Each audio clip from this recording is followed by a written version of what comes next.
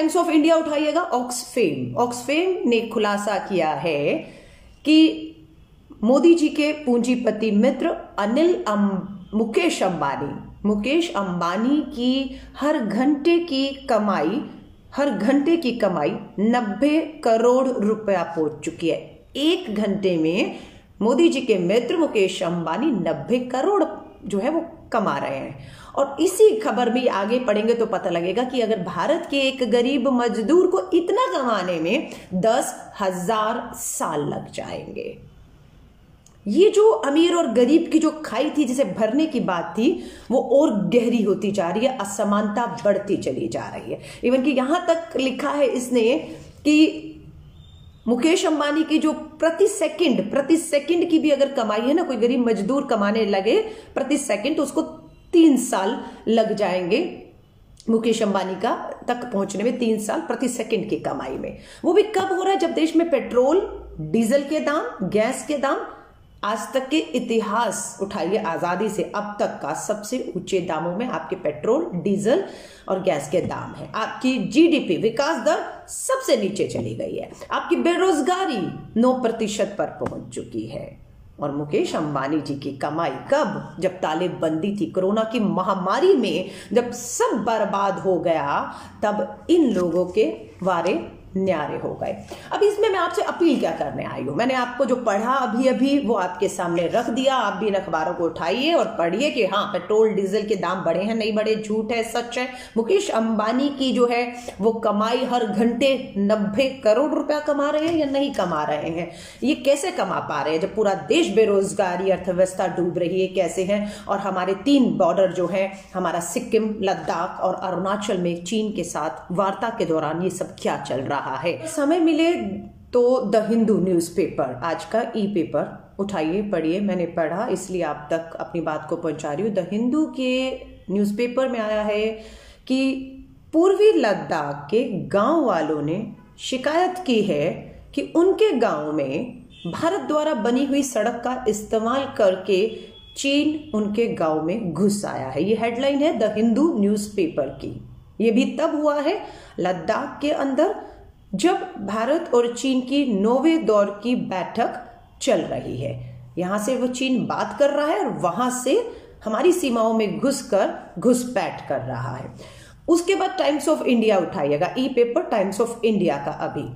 अभी पता लगा है कि सिक्किम के अंदर, उत्तरी सिक्किम जो है हमारा, नॉर्थ सिक्किम के अंदर नाकुलाक में चीन और भारतीय सेना के बीच में मुठभेड़ हुई। दोनों तरफ के जवान घायल हुए हैं क्योंकि चीन ने नाकुला सिक्किम में घुसपैठ करने की कोशिश की थी। ये सिक्किम का बॉर्डर है, वो लद्दाख का बॉर्डर है। और कुछ दिन पहले ही सैटेलाइट इमेजेस ने हमें और आपको दिखाया, और भाजपा के ही अरुणाचल प्रदेश के सांसद ने एनडीटीवी पर आकर इसका खुलासा किया कि सैटेलाइट पिक्चर के मुताबिक 40 से 50 किलोमीटर तक अरुणाचल के अंदर चीन ने घुसकर एक पूरा पिछले 3 महीनों में गांव ही बसा लिया है। ये विवादित जगह थी, इस पे ना चीन का हक था। अगर हिंदुस्तान का हक नहीं था तो चीन का भी हक नहीं था, और अभी तक एक ईंट लगाने की हिम्मत नहीं थी। लेकिन पिछले 3 महीने में गांव बसा लिया। अरुणाचल प्रदेश, सिक्किम, लद्दाख, ये हमारी सरहदों पर आज की तारीख में तनाव और चल रहा है, जो आपके सामने रखना चाहती हूँ क्या चल रहा है। और प्रधानमंत्री नरेंद्र मोदी जी पश्चिम बंगाल के भाषणों में कहते हैं और पूछना चाहते हैं प्रधानमंत्री नरेंद्र मोदी जी से कि क्या अभी भी आप अपने इस बयान पे कायम है कि ना कोई घुसा था ना कोई घुसा हुआ है?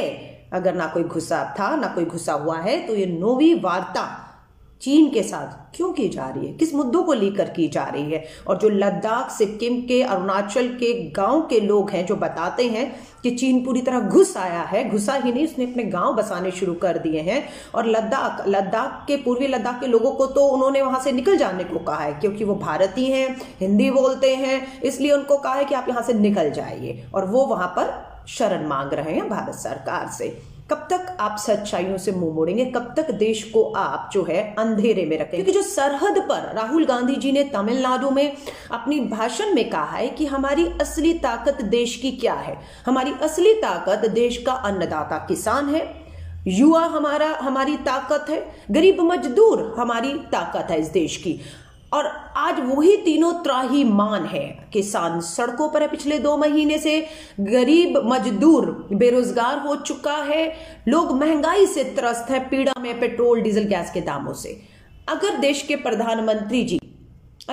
प्रधानमंत्री जी इन तीनों कृषि कानूनों को वापस लेते हैं तो ये 60 करोड़ किसान इस देश की सरकार की ताकत बन सकता है और सरकार का पूरा ध्यान केंद्रित हो सकता है अपनी सरहदों पर दुश्मनों को मुंह तोड़ जवाब देने के लिए। राहुल गांधी जी ने ठीक कहा है कि अगर देश का किसान दिल्ली की दहलीज पर यूं बैठा रहेगा, बेरोजगार होगा और आम आदमी को राहत नहीं मिलेगी, महंगाई की मार पड़ रही होगी, तो वो आपकी ताकत बन सकता था जो वो आज कमजोरी हो जाएगा आपका, क्योंकि वो अपने में उलझा हुआ है।